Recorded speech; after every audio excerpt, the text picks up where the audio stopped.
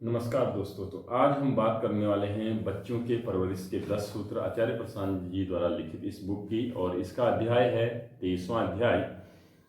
तो इस पाठ का जो नाम है वो है बच्चों को ये खास उपहार देकर देखिए, सब बदल जाएगा।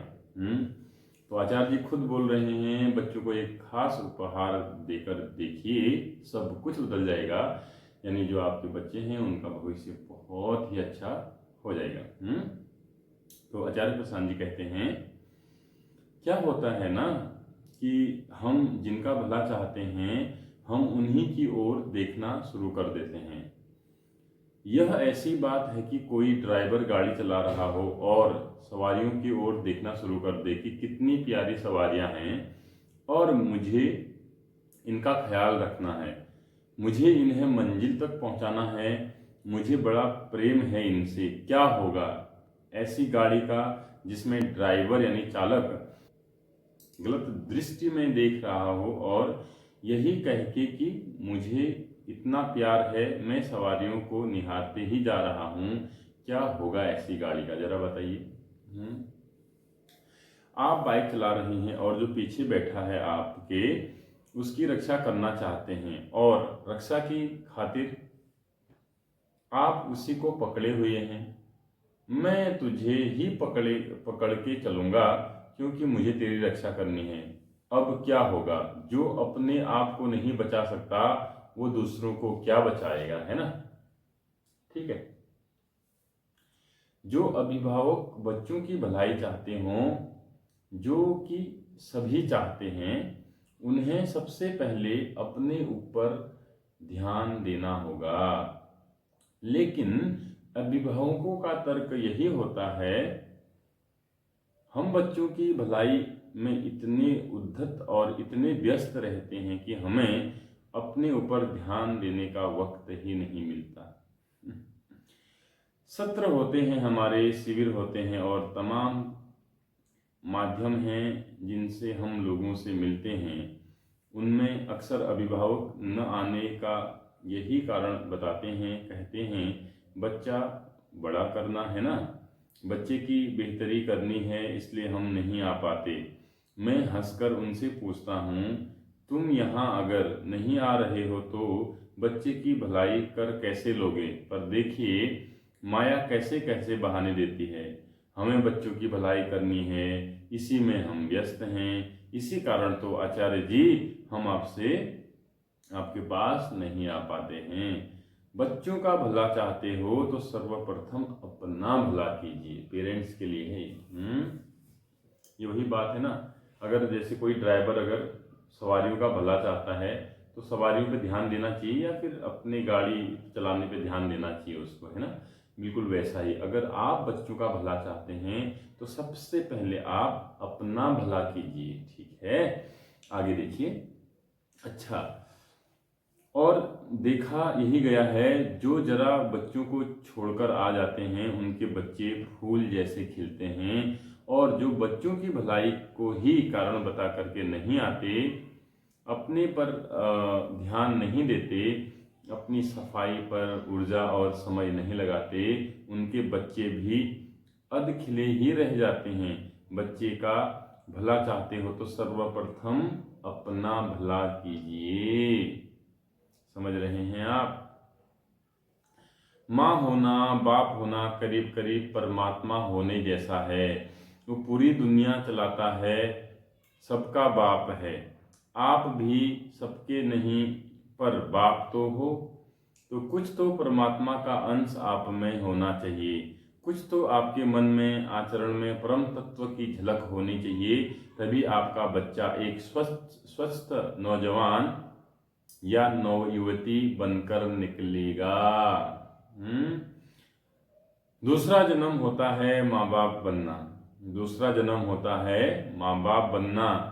इसी अर्थ में नहीं कि जन्म की प्रक्रिया जटिल होती है, इस अर्थ में कि जब आप बच्चे को बड़े कर रहे होते हो ना, तो इसके साथ साथ अपने को ही बड़ा करना होता है। क्योंकि अगर आप बड़े नहीं हुए, बड़े मतलब समझ रहे हो ना, बड़प्पन, वयस्कता, मैच्योरिटी, परिपक्वता, अगर आप बड़े नहीं हुए तो बच्चा कैसे बड़ा होगा, बताइए। अगर माँ की और बाप की ही मानसिक उम्र अभी 10-12 साल की है, जो कि अक्सर होती है, आप जानते हैं ना कि शारीरिक उम्र अक्सर बढ़ जाती है और मानसिक उम्र थम जाती है। अगर माँ की और बाप की मानसिक उम्र अभी 10-12 साल की है तो बच्चा कहाँ से 20 साल का हो जाएगा। हमने ऐसा बच्चा आज तक नहीं देखा जो माँ बाप से ज़्यादा उम्र का हो, लेकिन कोशिश और अरमान हमारे यही होते हैं कि हम तो 12 के हैं, बेटा 20 साल का हो जाए। यह असंभव है। आपको अपने बच्चे से कम 5-10 साल आगे आगे चलना होगा। जैसे जैसे वो बड़ा होगा आपको भी क्रमशः बड़े होते रहना होगा। बड़ा होना ही नहीं, जैसी उसकी प्रगति उत्तरोत्तर है वैसे ही आपकी प्रगति भी उत्तरोत्तर होना होगा। ऊपर बढ़ना कभी रुके नहीं। समझ रहे हैं आप। इस संदर्भ में, इस दंभ में मत रहिएगा कि हम तो माँ बाप हैं, हमें थोड़े ही आगे बढ़ना है, विकास तो बच्चे का होना है। नहीं, आपका होना है। सुविकसित माँ बाप सुविकसित माँ बाप तो श्रोतागण कहते हैं सुविकसित बच्चे, आचार्य प्रशांत। और अर्ध विकसित माँ बाप तो श्रोतागण कहते हैं अर्ध विकसित बच्चे। आधे विकास हुए बच्चे, है ना आचार्य जी। फिर बच्चे को दोष दें और समाज को दोष दें और शिक्षा को दोष दें। दोगे, बताओ। उन्हें भी दे दीजिएगा, लेकिन सर्वप्रथम किसको देना है, बताइए। सर्वप्रथम दोष किसको देना है? सर्वप्रथम दोष अपने आप को देना है ना। बड़ी आचार्य जी आगे कहते हैं, ध्यान सुनिएगा। श्रोतागण माँ बाप को सबसे पहले किसको दोष दें? माँ बाप को। आचार्य, मैं इतने लोगों से मिलता हूं, मैंने आज तक नहीं देखा ऐसा घर जहां माँ बाप स्वस्थ हों, सहज हों और बच्चा उद्दंड हो और अर्ध विकसित हो। नहीं देखा है। मैंने तो सदा ही देखा है कि जब भी बच्चे में समस्या रही है उसका सर्वप्रथम कारण घर का माहौल है।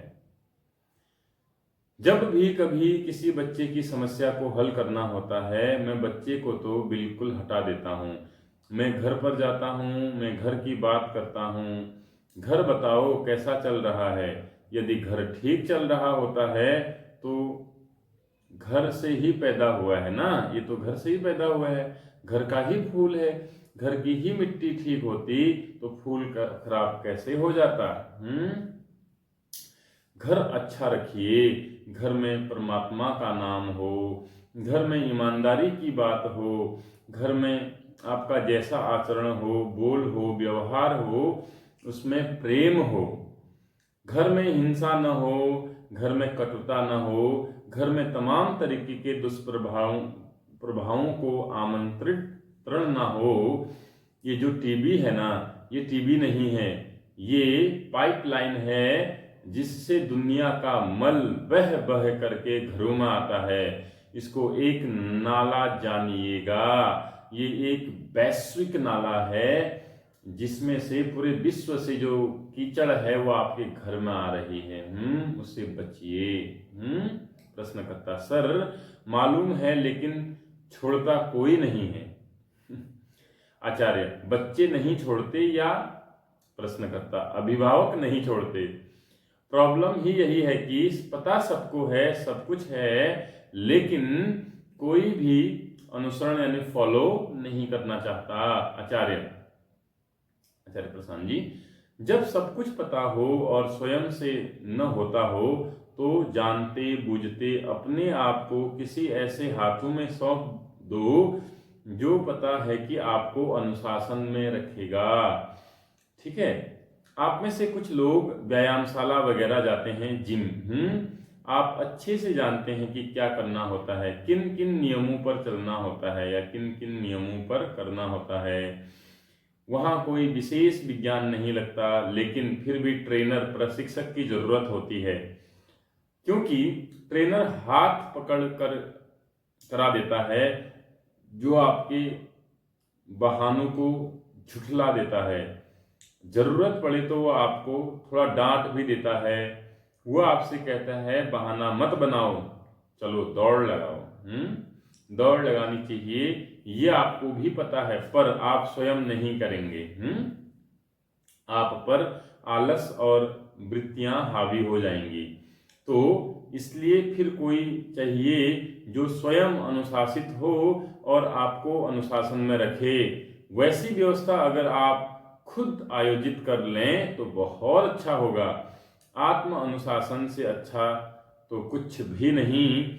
और अगर खुद आयोजित न कर पाए तो किसी और से आग्रह करें कि वो आपकी मदद कर दें, पर करें जरूर, क्योंकि उसको करे बिना जीवन में कुछ रस नहीं, खुशबू नहीं है। कुछ रस नहीं है, खुशबू नहीं है। ठीक है, ऐसा समझ लीजिए कि बच्चे का आना माने दूसरी पारी का शुरू होना, और दूसरी पारी का शुरू होना माने अब वो गलतियां मत दोहराना जो पहली पारी में करी थी।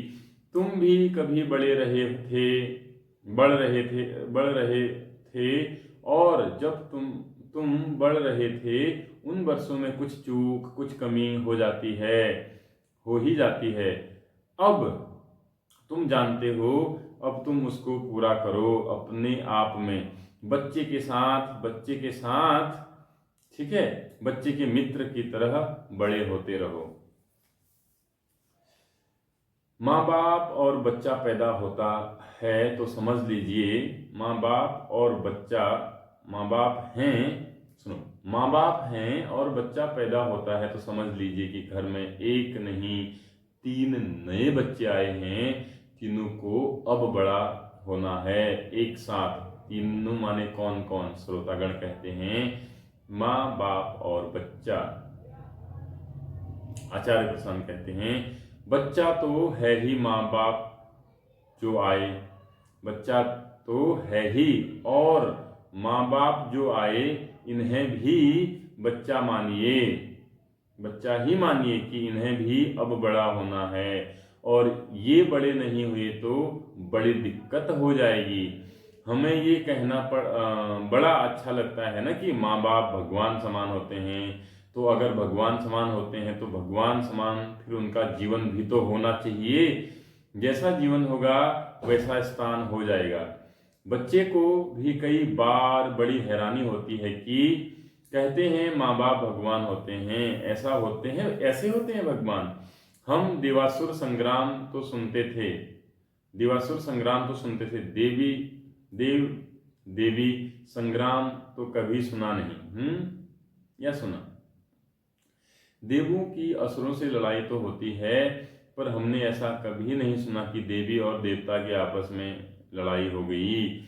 फिर मेरे ये 2 भगवान आपस में क्यों भिड़ते हैं? बच्चा सोचता है ऐसा, है ना।